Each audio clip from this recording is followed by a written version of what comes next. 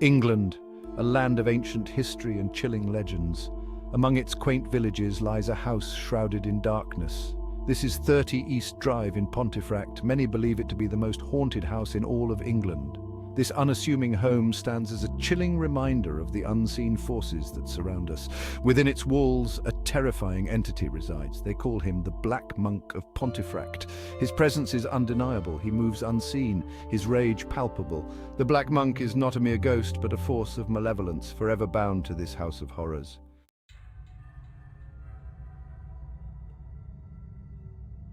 The history of 30 East Drive is steeped in darkness. The house sits upon land with a troubled past. Centuries ago, the land served as a battleground. The earth drank the blood of countless souls. The land became a place of execution. A grim gallows stood tall, a symbol of fear and despair. Hundreds of souls met their end at the end of a rope. In particular, it was supposedly the home of a monk who met his end by hanging. His crime was heinous, the rape and murder of a young girl.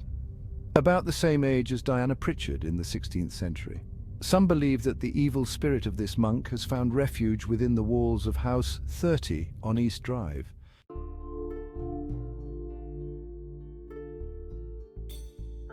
It was 1996. A young family, the Pritchards, moved into 30 East Drive. Jean and Joe Pritchard, along with their two children, Philip and Diana, settled into their new home. At first, life in the house was quiet. They went about their daily business, unaware that invisible eyes were watching our every move.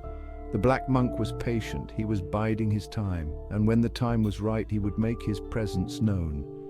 One day they felt a strange gust of cold wind, despite the summer heat. Soon they witnessed what appeared to be white smoke or mist falling from the ceiling, and from above came the sounds of footsteps.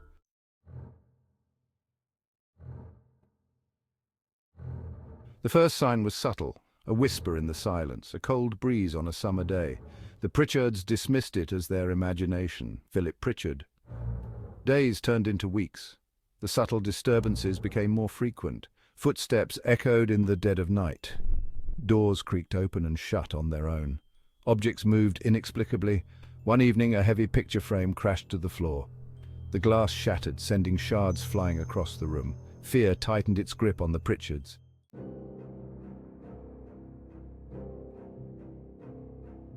The paranormal activity escalated with frightening speed.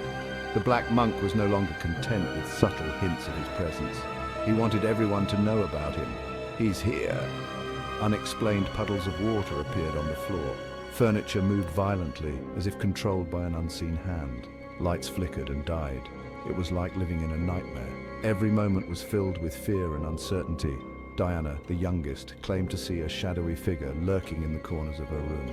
She spoke of nightmares, of cold hands reaching out to grab her in the dark. The Black Monk was tightening his grip on the Pritchard family.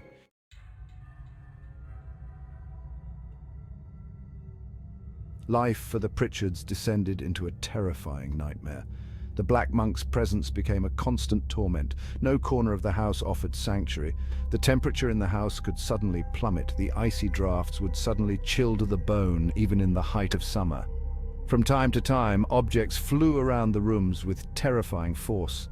Walls vibrated with unseen energy. The Pritchards were living in a constant state of fear. The Black Monk was relentless.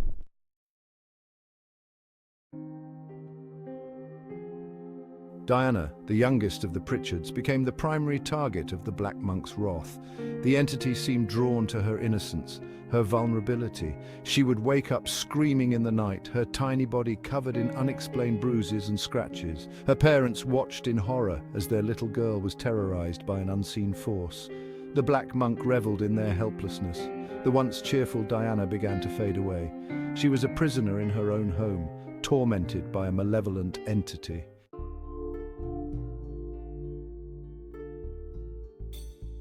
Desperate for help, the Pritchards turned to the church. They believed that faith could offer them protection. They thought the church might be able to help them. A priest arrived armed with prayers and holy water. It was like a scene out of a movie. They watched the priest recite prayers, their faces full of fear, but the entity scoffed at their attempts. The exorcisms seemed only to anger the black monk. Crucifixes were ripped from walls and hurled across rooms.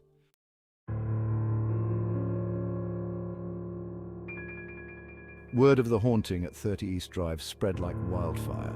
The Pritchard's ordeal became a local legend. News of the failed exorcisms reached the ears of those who sought to understand the unknown. Paranormal investigators descended upon 30 East Drive. Armed with high-tech equipment, they sought to document the paranormal activity. They were prepared for the unknown, but nothing could have truly prepared them for the sheer terror that awaited them.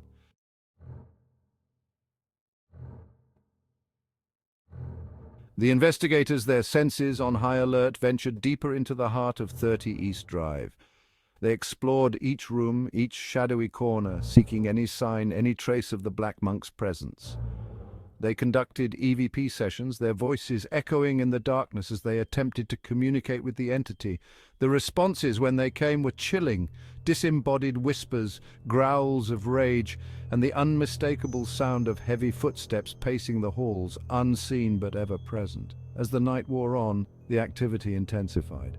Objects moved with violent force, doors slammed shut on their own, and cold spots like pockets of ice sent shivers down their spines. The investigators, though shaken, pressed on, their determination fueled by the chilling evidence they were gathering.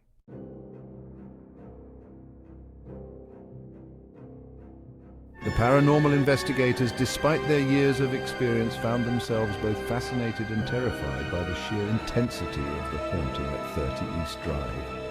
The Black Monk, it seemed, was unlike any entity they had encountered before.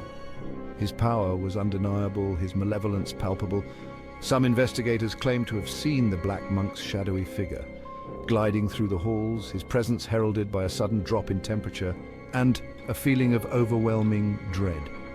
Others felt his touch, a cold, unseen hand brushing against their skin, leaving behind a trail of goosebumps and a lingering sense of unease. The Black Monk, it seemed, reveled in their fear, drawing strength from their terror. The house itself seemed to pulsate with an unseen energy, a vortex of paranormal activity that defied rational explanation. The investigators documented each chilling encounter, their evidence painting a terrifying portrait of a house held captive by a malevolent entity. An entity that seemed determined to claim not only their sanity, but perhaps even their souls.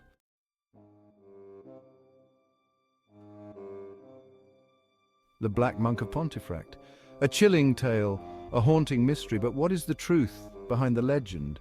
Was it all a hoax, a clever fabrication to attract attention, or was there something more at play within the walls of 30 East Drive? Skeptics point to inconsistencies in the Pritchard story. They question the validity of the evidence presented. They offer alternative explanations for the strange happenings, but even the most hardened cynic can't deny the sheer volume of reports, the consistency of experiences, and the palpable fear that clings to 30 East Drive. What truly transpired within those walls? Was it the vengeful spirit of a murderous monk seeking retribution for his untimely demise?